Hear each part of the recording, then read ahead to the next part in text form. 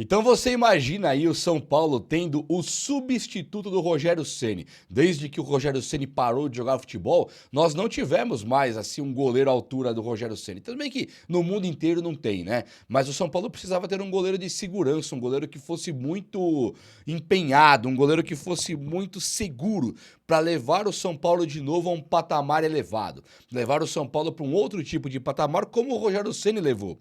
Claro que ele era um goleiro que fazia gols, ele era um cara artilheiraço, e o São Paulo precisava realmente ter um substituto. E nomes assim como Sidão, Denis, Volpe, os caras vieram pro São Paulo e era sempre um goleiro incompleto.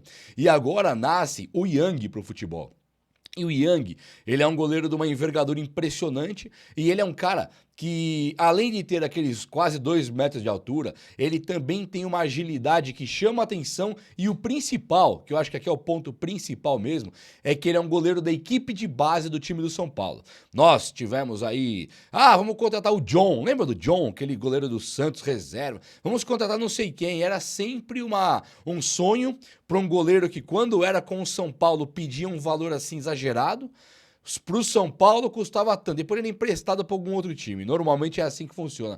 E aí teve também esse Carlos Miguel que hoje joga no Palmeiras e assim não agrada ninguém, né? Não é um cara que chama atenção e tal.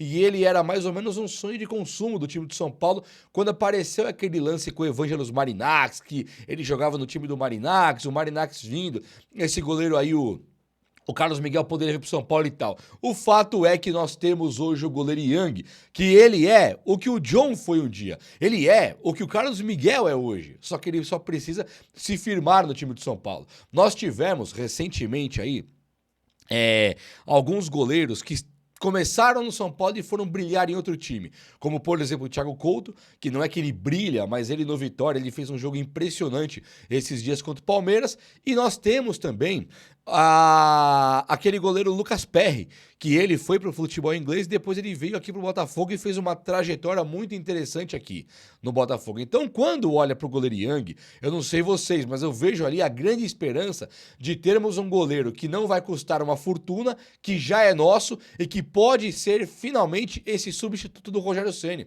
Nós temos agora o Rafael, que é um goleiro interessante, né? O Rafael é um goleiraço, no meu modo de enxergar futebol, e ele conseguiu conquistar pelo São Paulo aquela Copa do Brasil. O Paulista não, mas a Copa do Brasil e a Supercopa do Brasil ele conquistou. Mas assim, o goleiro, ele é um cara fundamental, principalmente quando ele pega pênaltis. O Rafael não é um cara de pegar pênalti, mas o reflexo dele, ele jogando ali no time de São Paulo, é uma coisa muito impressionante sim. Então eu acho que o São Paulo tem goleiro, tá coberto. Mas é uma opinião minha e diverge de muita gente por aí que fala que o goleiro Rafael não é goleiro pro São Paulo. Quando o Yang tem a grande chance agora de jogar, não é um jogo qualquer. É um jogo contra o Fluminense, jogando na casa dos caras. Nós estamos pertinho do Fluminense na tabela, brigando aquela posição com o Fluminense. O São Paulo pode se classificar para uma Libertadores hoje, beliscando um G8, o que é uma coisa vexatória. O São Paulo, ele não tinha o direito de estar abaixo do Mirassol, sabe? Não tinha o direito de não estar disputando esse título aí, fazendo as campanhas horríveis que fez no Brasileiro, Libertadores, Copa do Brasil. Mas digamos que o São Paulo foi muito prejudicado por esses 13 desfalques, e foi mesmo, né? O time do São Paulo é muito bom, só que o time do São Paulo ele tá desfalcadíssimo. Raramente você vê no mundo um time desfalcado com 13 caras. Né? Quem assistiu sempre os jogos da Champions, campeonato inglês que a galera gosta de assistir aqui no Brasil, e você fica vendo os times lá, o time tem um desfalque e 2. Você nunca vê 13 desfalques. Aqui no Brasil você não vê 13 desfalques. Isso é pro São Paulo. Então, o time tá totalmente remendado ali. E o São Paulo não consegue encaixar um ano bom.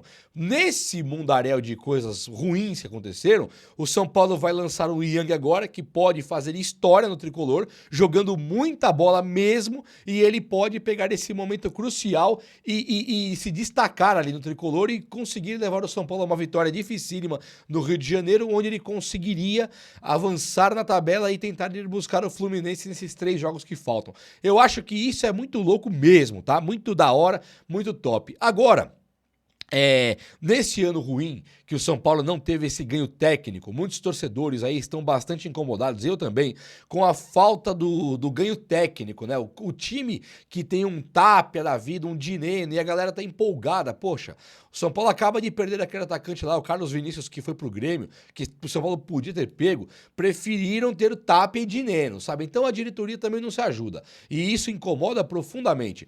Agora, pelo menos, as dívidas estão bastante reduzidas. E isso é muito bom. Isso aqui é cinematográfico. A dívida ter caído substancialmente do São Paulo, e tem especialistas que eram os caras que falavam: São Paulo tá acabando aí, é muita dívida. Esses caras apareceram agora, os mesmos, especialistas em finanças, e colocam que o São Paulo não tem uma dívida alarmante em relação aos seus rivais e tal. A dívida do São Paulo, inclusive, ela seria reduzida tendo anos assim de austeridade, anos mais tranquilos de gasto. E é aí que aparece o próximo craque do time do São Paulo, e nós iremos falar sobre ele. O próximo craque do time do São Paulo agora.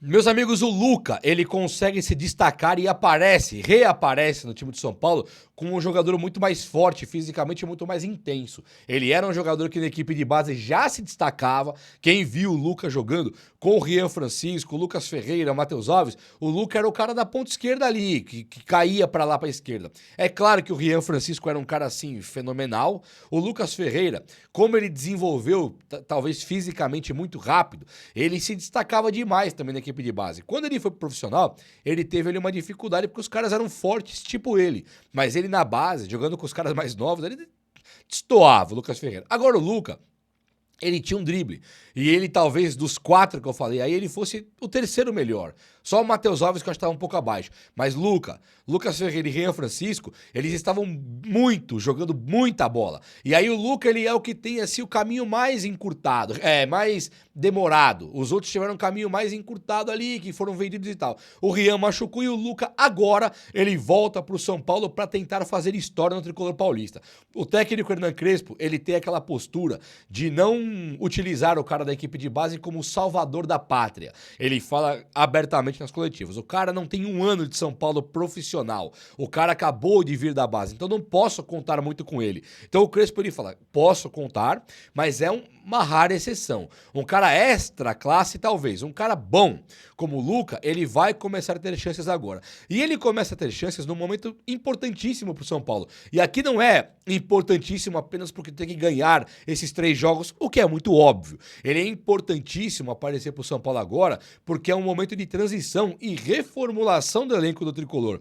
Hoje nós temos um Rigoni que quase ninguém tá querendo que ele continue no time do São Paulo. Nós temos ali um cara igual o Dineno, que já vai embora. Nós temos um Caleri e um André Silva que não sabe se volta e quando volta e como volta. Nós temos também o Lucas Moura, que você não sabe como volta já aos 33 anos. E o pior, o Ferreirinha, que é um baita jogador de bola, ele tem esse histórico de lesão muito grande. Esse histórico de lesão do Ferreirinha é algo assim que deixa a gente muito preocupado. Pro jogo de amanhã contra o Fluminense, o Ferreirinha já é dúvida. O Rodriguinho, ele é dúvida também, nada a ver com parte física, foi uma parte de respiração, mas o Ferreirinha, como assim ele é dúvida? Faltam 3 jogos no ano, o Ferreirinha tá empolgado, sabe? Ele tá tentando, ele fez um gol agora contra o Flamengo, e agora ele não consegue jogar assim na reta final. Ele pega o Juventude, ele está bem, ele sai substituído para não machucar, já sentindo o posterior de coxa. Aí agora, para pegar o Fluminense, ele já é dúvida. Se ele jogar contra o Fluminense, é quase impossível que ele jogue o próximo jogo. Então o São Paulo tá convivendo com essas lesões, e o Ferreirinha, apesar de ter voltado, ele é um cara que realmente nunca foi um titular firme, nem do Grêmio, que ele nasceu ali no futebol, e nem do São Paulo, porque esse histórico de lesão é dele. Então o Luca, ele surge agora como um fenômeno do time do São Paulo, como um dia foi o Antony, David Neres. Os caras, eles vieram pro São Paulo e rapidamente foram vendidos, porque são jogadores de nível europeu. O Luca, ele ainda não foi vendido, então nós, São Paulinos, podemos degustar o fato de ter o Luca no time. Daqui a pouco, perigas o São Paulo pro ano que vem querer esses caras mais saudáveis, mais fortes, mais jovens, que o Crespo tanto quer, e o ataque do São Paulo ser composto por um Rian Francisco e um Luca. E aí você vai olhar pro Rian e falar: mas será que dá? O Rian é artilheiro das multidões. Ele faz gol em todo mundo, até debaixo d'água. E o outro, que é o Luca, ele é um dos maiores dribladores do mundo na sua categoria de idade. Então é um ataque formidável se pensar direitinho. É um ataque que você não vai depender do tap do Dinenno e do Rigoni, sabe? É uma coisa assim que o São Paulo quer pensar em reformulação. É assim que vai reformular o São Paulo, utilizando a categoria de base. A diretoria do São Paulo tem o plano de vender muitos jogadores da base, ainda que desvalorizados, pegando 50, 60 milhões em cada um, mas vender aos montes. Não é que vai surgir uma estrela, surgir um craque, surgiu o craque, e aí você pega esse craque e vende por 40, 50. Isso é bestial, isso é muito burro. A diretoria não quer fazer assim. O que ela quer fazer é, surgiram 20 jogadores medianos da base, venda os 20 desvalorizados, mas recupere o dinheiro. Eu acho que esse plano também é muito bom, mas Yang e Luca estão chamando a atenção e vão detonar. Agora serão peças fundamentais para o próximo jogo do São Paulo. É ou não é? Vem comigo aí, tamo junto, meu povo!